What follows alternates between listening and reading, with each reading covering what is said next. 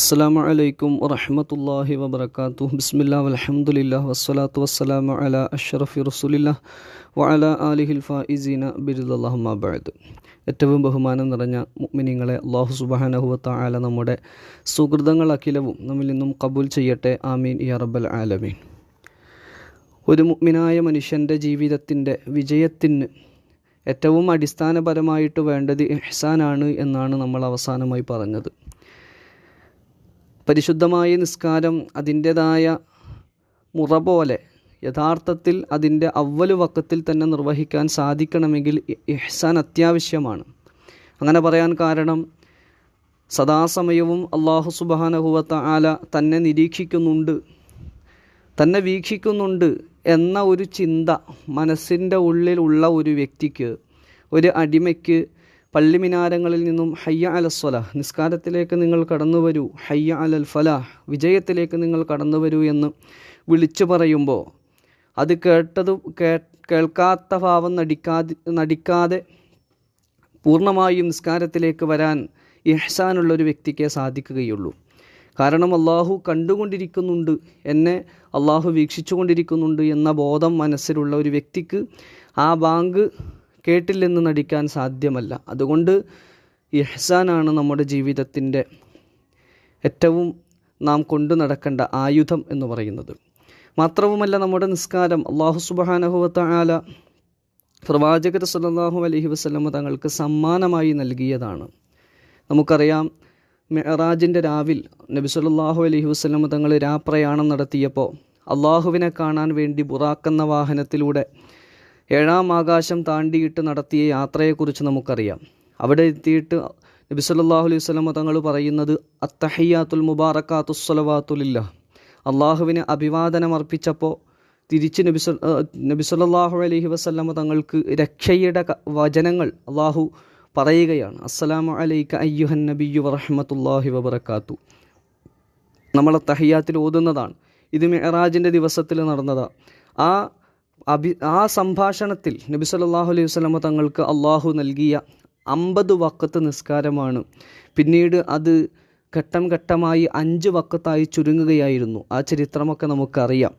പക്ഷേ നബി സല്ലല്ലാഹു അലൈഹി വസല്ലം തങ്ങൾ പറയുന്നു, ഈ 5 വഖത്ത് അത് 50 വഖത്തിൻ്റെ പ്രതിഫലത്തിന് തുല്യമാണ് എന്ന് നബി സല്ലല്ലാഹു അലൈഹി വസല്ലം തങ്ങൾ പറയുകയാണ്.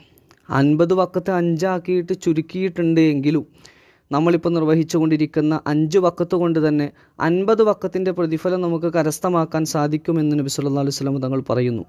ഹിയ ഖംസുൻ വഹിയ ഖംസൂൻ, അത് 5 ആണ്, പക്ഷേ അത് 50 ആണ്. എങ്ങനെയാണ് 5ഉം 50ഉം ആകുന്നത്? ഖംസുൻ മിൻ ജിഹത്തിൽ അദദി, അതിൻ്റെ എണ്ണത്തിൻ്റെ രൂപത്തിൽ എണ്ണം കണക്കാക്കുമ്പോൾ അത് 5 ആണ്. എത്ര വഖത്തുണ്ട് എന്ന് നോക്കുമ്പോൾ 5 വഖത്തുണ്ട്. പക്ഷേ ഖംസൂന അത് 50 ആണ്. ബിഇഅ്തിബാരി സവാബി, അതിൻ്റെ പ്രതിഫലം പരിഗണിച്ച് നോക്കുമ്പോൾ അത് 50 ആണ്.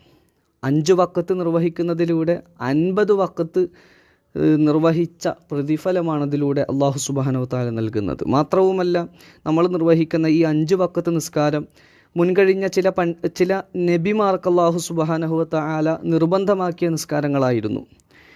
സുബഹ നമസ്കാരം മഹാനായ അബുൽ ബഷർ ആദം അലൈഹി സ്വലാത്തു വസ്സലാമിന് നിർബന്ധമാക്കിയതാണ്. ളുഹർ നിസ്കാരം ദാവൂദ് നബി അലൈഹി സ്വലാത്തു വസ്സലാമിന് നിർബന്ധമാക്കിയതാണ്. അസ്ർ നിസ്കാരം സുലൈമാൻ നബി അലൈഹി സ്വലാത്തു വസ്സലാമിന് നിർബന്ധമാക്കിയതാണ്. മഗ്രിബ് നിസ്കാരം യഅഖൂബ് നബി അലൈഹി സ്വലാത്തു വസ്സലാമിന് നിർബന്ധമാക്കിയതാണ്. ഇശാ മഹാനായ യൂനുസ് നബി അലൈഹി സ്വലാത്തു വസ്സലാമിന് നിർബന്ധമാക്കിയതാണ്. ഈ സെപ്പറേറ്റ് ഓരോ നബിമാർക്കും നിർബന്ധമാക്കപ്പെട്ട ഈ നിസ്കാരങ്ങൾ മൊത്തത്തിൽ നബി സല്ലല്ലാഹു അലൈഹി വസല്ലം തങ്ങളുടെ ഉമ്മത്തിന് നിർബന്ധമാക്കിയിരിക്കുകയാണ്. അപ്പോൾ എത്ര വലിയ പ്രതിഫലമാണ് അതിലൂടെ ഒരു വിശ്വാസിക്ക്, നിസ്കാരം യഥാർത്ഥത്തിൽ നിർവഹിക്കുന്ന വിശ്വാസിക്ക് കരസ്ഥമാക്കാൻ സാധിക്കുന്നത് എന്ന് യഥാർത്ഥത്തിൽ നമുക്കതിൻ്റെ മഹത്വങ്ങൾ മനസ്സിലാക്കാൻ പറ്റുന്ന കാര്യമാണ്. പ്രത്യേകിച്ച് ഞാൻ മുമ്പത്തെ ക്ലാസ്സിൽ ഉണർത്തിയതുപോലെ വളരെ ഗൗരവപൂർവ്വം നമ്മൾ ഓർമ്മിക്കേണ്ട ഒരു കാര്യമാണ്. പ്രത്യേകിച്ച് സ്ത്രീകളൊക്കെ ഈ ളുഹർ അസ്ർ എന്ന ഈ നിസ്കാരങ്ങളിൽ ചില ആളുകൾക്കെങ്കിലും ചിലൊരു അലസത കാണാൻ സാധിച്ചിട്ടുണ്ട് കുടുംബങ്ങളിലൊക്കെ. നമ്മൾ ഓരോ സാഹചര്യങ്ങളിലും നമുക്ക് മനസ്സിലാകുന്ന കാര്യങ്ങളാണല്ലോ. മൊത്തത്തിൽ സ്ത്രീകൾക്കുള്ള പ്രശ്നമാണ് ഈ പാചകത്തിൻ്റെ വിഷയങ്ങളിലൊക്കെ ളുഹർ ബാങ്ക് കൊടുക്കുമ്പോൾ ആയിരിക്കും ചിലപ്പോൾ അതിലേക്ക് പ്രവേശിക്കുക. ചിലപ്പോൾ അതിനു മുമ്പേ പ്രവേശിക്കും, ചിലപ്പോൾ അതിൻ്റെ ഇടയിലായിരിക്കും ളുഹർ ബാങ്ക് കേൾക്കുന്നുണ്ടാകുക. അപ്പോൾ അതിങ്ങനെ പിന്തിക്കും. അത് പിന്തിച്ച് അവസാനം ഒരു 3-3:15 ആകുമ്പോൾ ഒന്നിച്ചങ്ങോട്ട് തട്ടുന്നൊരു അവസ്ഥ, ളുഹറും അസറും കൂടി മൊത്തത്തിൽ ജമ്മ ചെയ്യുന്ന പോലെ അങ്ങനെ ഒരു അവസ്ഥയിലേക്ക് മാറുകയാണ് എങ്കിൽ അതുകൊണ്ട് നമുക്ക് ഒരു ഉപകാരവും അതുകൊണ്ട് ലഭിക്കുകയില്ല. അള്ളാഹു സുബ്ഹാനഹു വ തആല അത് ഏറ്റെടുക്കുകയുമില്ല. അതുകൊണ്ട് അത്തരത്തിലുള്ള ഇബാദത്തായിരിക്കരുത്. അതിൻ്റെ അവ്വൽ വഖത്തിൽ, യഥാർത്ഥത്തിൽ ഏത് സമയത്താണോ അതിൻ്റെ ശ്രേഷ്ഠമായ സമയം, അത് തുടക്ക സമയമാണ്, അത് മനസ്സിലാക്കിക്കൊണ്ട് തന്നെ നിർവഹിക്കാൻ നമ്മൾ ശ്രമിക്കണം. മറ്റൊരു കാര്യം, നമ്മുടെ മക്കളൊക്കെ സ്കൂളുകളിലൊക്കെ പഠിക്കുമ്പോൾ നമുക്കൊന്നും ചെയ്യാൻ സാധിക്കില്ല എങ്കിലും അത് ചെയ്യാൻ പറ്റുന്ന രൂപങ്ങൾ നമ്മൾ അതിൻ്റെ സംവിധാനങ്ങൾ ഒരുക്കിയിട്ടില്ല എങ്കിൽ നാളെ അള്ളാഹുവിൻ്റെ കോടതിയിൽ നമ്മളാണതിന് മറുപടി പറയേണ്ടത്. ഈ നമ്മുടെ മക്കൾ സ്കൂളിലൊക്കെ പോകുമ്പോൾ അവരുടെ ളുഹർ എപ്പോഴും ഖളാ ആവുകയാണ്. അവരുടെ ളുഹർ എപ്പോഴും ഖളാ ആവുകയാണ്. അതിൻ്റെ വസ്തുതയെക്കുറിച്ച് നമ്മൾ ഇതുവരെ ചിന്തിച്ചിട്ടുണ്ടാവില്ല. യഥാർത്ഥത്തിൽ ഈ മക്കൾ ളുഹർ നിസ്കരിക്കാത്തതിൻ്റെ പേരിൽ നാളെ ചോദ്യം ചെയ്യപ്പെടുമ്പോൾ ഒരുപക്ഷെ നിങ്ങളായിരിക്കും, രക്ഷിതാക്കളായിരിക്കും അതിൻ്റെ പ്രതിക്കൂട്ടിലുണ്ടാവുക. നിങ്ങൾ ചിലപ്പോൾ എല്ലാം ശരിയായി അമലുകളൊക്കെ റെഡിയായി പോകാൻ നിൽക്കുമ്പോഴായിരിക്കും ഇത്തരത്തിലുള്ള ചൊറമാലകൾ അവിടെ വരിക. അതുകൊണ്ട് അവരുടെ നിസ്കാരത്തിൻ്റെ കാര്യങ്ങളും ഒക്കെ സംവിധാനങ്ങൾ നമ്മളാണ് തയ്യാറാക്കേണ്ടത്. കാരണം ഫർള് നിസ്കാരങ്ങൾ ഭൗതിക പഠനത്തിൻ്റെ മുമ്പിൽ, അള്ളാഹുവിൻ്റെ മുമ്പിൽ സുജൂദ് ചെയ്യാനുള്ള അവസരം നിഷേധിക്കപ്പെടുക എന്ന് പറയുന്നത്, അത് നമ്മുടെ മനസ്സിലേക്ക് അതിൻ്റെ ഗൗരവം വരുന്നില്ല എന്ന് പറയുന്നത് വളരെ അപകടകരമാണ്.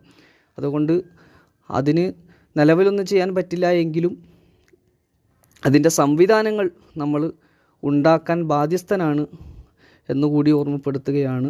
മാത്രവുമല്ല, നമ്മുടെ നിസ്കാരങ്ങൾ ജമാഅത്തായിട്ട് നമ്മൾ നിർവഹിക്കുമ്പോൾ വളരെ പ്രതിഫലമാണ്. സുബഹി നിസ്കാരം ജമാഅത്തായിട്ട് നിസ്കരിച്ചു കഴിഞ്ഞാൽ 20 ഹജ്ജ് ചെയ്ത പ്രതിഫലവും, ളുഹർ ജമാഅത്താക്കിയാൽ 40 ഹജ്ജ് ചെയ്ത പ്രതിഫലവും, അസർ ജമാഅത്തായി നിർവഹിച്ചാൽ 60 ഹജ്ജ് ചെയ്ത പ്രതിഫലവും, മഗ്രിബ് ജമാഅത്തായി നിർവഹിച്ചാൽ 80 ഹജ്ജ് ചെയ്ത പ്രതിഫലവും, ഇശാ ജമാഅത്തായി നിസ്കരിച്ചാൽ 100 ഹജ്ജ് ചെയ്ത പ്രതിഫലവുമൊക്കെയാണ് അള്ളാഹു സുബ്ഹാനഹു വ തആല വാഗ്ദാനം ചെയ്യുന്നത്. അതുകൊണ്ട് ഇത്തരത്തിലുള്ള മഹത്വങ്ങളൊക്കെ മനസ്സിലാക്കി അവസാനം വരെ നല്ല രീതിയിൽ തഖ്വയോടുകൂടി ജീവിക്കാൻ നാം ഏവർക്കും അള്ളാഹു സുബ്ഹാനഹു വ തആല തൗഫീഖ് നൽകി അനുഗ്രഹിക്കട്ടെ. വ ആഖിറു ദഅ്വാഹും അൽഹംദുലില്ലാഹി. അസ്സലാമു അലൈക്കും വറഹ്മത്തുള്ളാഹി.